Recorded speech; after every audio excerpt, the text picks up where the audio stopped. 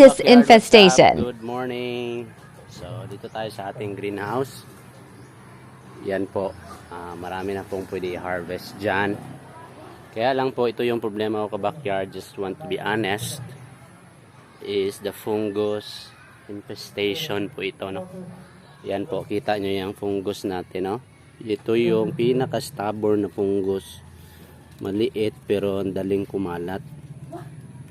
Yan po. So magiging useless ito. Gamitin na ito natin pang salad.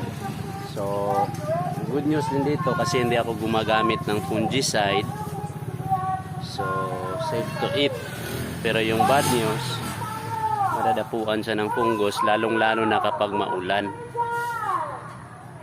So ang kailangan dito, hindi ko itong maiwasan ngayon kasi kailangan itong patayin. Kaya lang hindi mapapatay ito as long as meron pang tanim na lettuce dito. So hindi din pwede mag-stop ako kasi we are preparing for December. So ang mangyayari, ito na mangyayari ka-backyard.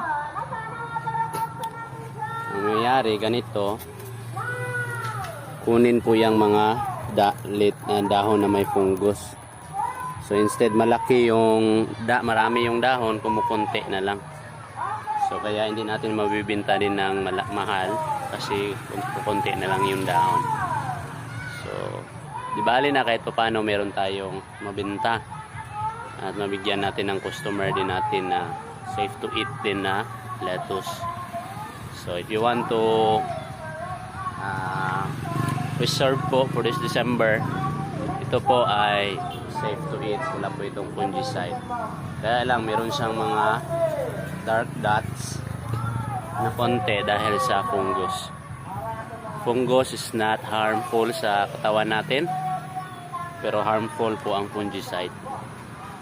So yeah, and God bless and keep your body healthy now, and continue to salamat sa pag-support po sa aming small business, and God bless.